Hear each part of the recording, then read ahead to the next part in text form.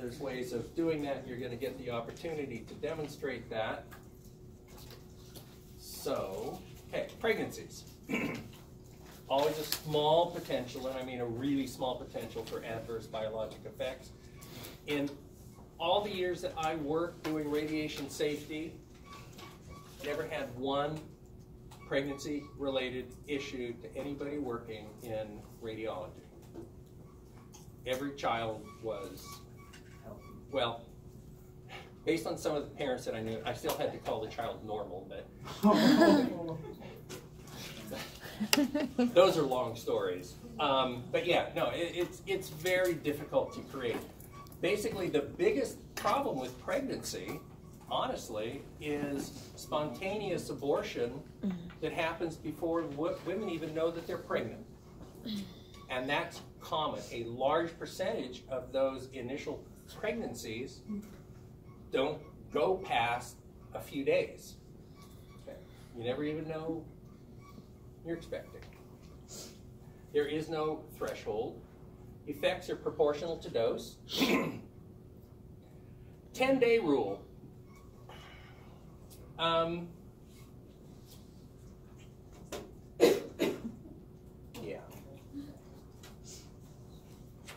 What do I want to say about the 10-day rule? All right, ladies, what's the 10-day rule?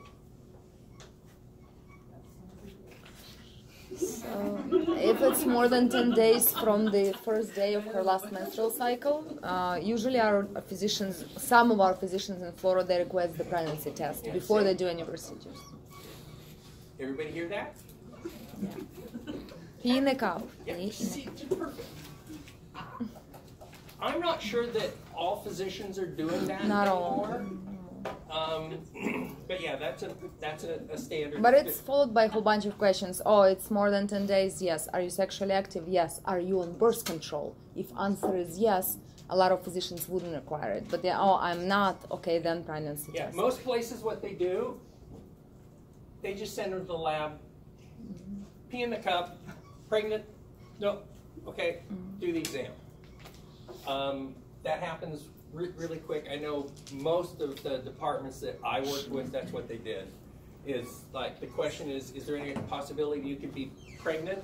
And if the answer was yes, or well, I'm not sure, fine. Go down to the lab, and then come right back.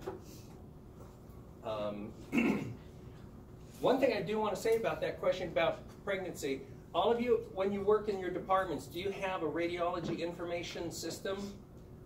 Some computer that you can put technologist notes in? You usually don't have a patient chart, but you do have some you put notes in. When are you putting the answer that you get from the patient in those notes?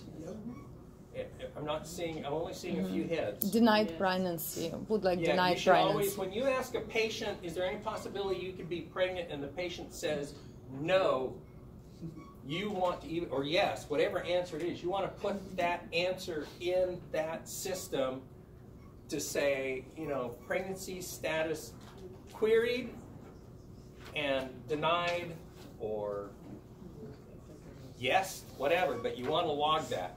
Because a lot of times patients will say that there's not a chance that they're pregnant, you just go ahead and take the exam. And I've seen it where it's like they're not only pregnant, they're like probably 5 months ahead. And they had no idea. It happens. So you always want to document the answer that the patient gives you to that. Protects you. Because then they can say, well, no, nobody asked. And you go to the record and say, well, obviously I did. Okay. Occupationally, ladies, if you suspect that you are pregnant and continue to work, you have a choice. You can declare your pregnancy to whoever handles radiation safety at your facility, which means they will issue you a secondary doseometer. They will monitor your abdominal dose for the 10 months or so that you are wearing it, okay, and determine that you are not receiving any more than 0.5 rem during the entire gestation, which means no more than 50 millirem in a month. Now, depending on your facility and what their policies and procedures are, there may be policies in place that say we're going to take you out of certain activities. You will not be doing special procedures. You won't be doing, in nuclear medicine, we did not allow them to do radionuclide therapy. Some places will actually say, no, you can't do fluoro. We didn't do that. We never found a reason to have to do that. But it's up to the facility that you work at. Now, if you feel that having your job restricted and you're not happy with that and you're not concerned about radiation, you don't have to declare. The law does not require you to declare your pregnancy. That's a personal choice. Okay? You can, ready for this one? You can undeclare. If you feel that you need to be working in whatever you were doing and the restrictions are more restricting than you care for, you could be 6, 7, 8 months along, visibly pregnant, go to your RSO and say, I wish to withdraw my declaration of pregnancy. At that point, you become not pregnant from a radiation protection point of view. That is your legal right. Supreme Court held the mother is responsible for the health of that fetus until such time as that fetus is born. At which time then, no, then you're not. Somebody else is responsible. Society and regulations are responsible. But during that, okay, I know that's kind of confusing. It's like, well, why would I undeclare? There have been situations in law where that has occurred. Okay? Anyway, there are restrictions. That's why we monitor your dossier out there. First trimester, of course, is most sensitive. Dose of the fetus is less than the dose to the mother. I can easily tell when the two dosimeters get mixed up. When the fetal dose is more than the mother's dose, then it's like, oops, you put them on in the wrong place. Pretty simple. Very small risk to the fetus. No sterility possible to mother for future children. Sterility takes a lot. There was actually a case of a radiotherapy technologist who tried to sterilize herself on a Cobalt-60 machine, this is back in the day, and ended up killing herself, radiation exposure. So, yeah, sterility is really, really difficult. It takes a lot of radiation. Only there are patients undergoing radiation therapy that become sterile for short periods of time. For cancer of the testes,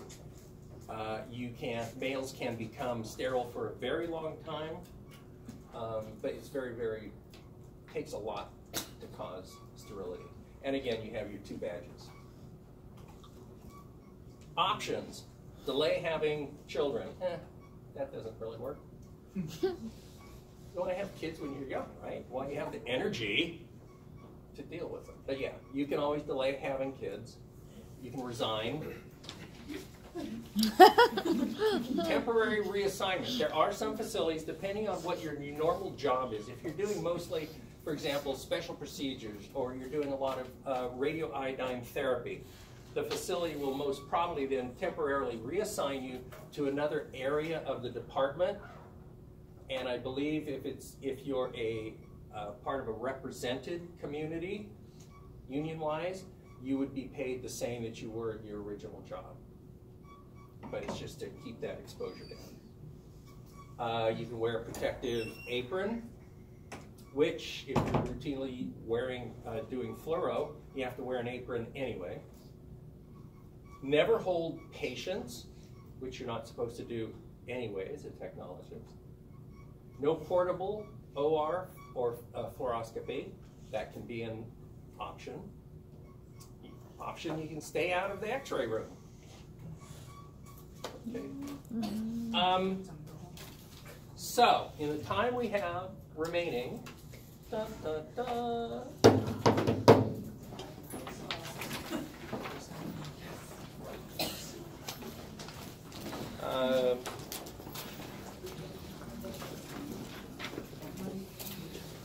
see. I gotta check with Lynn's notes. We're doing this back.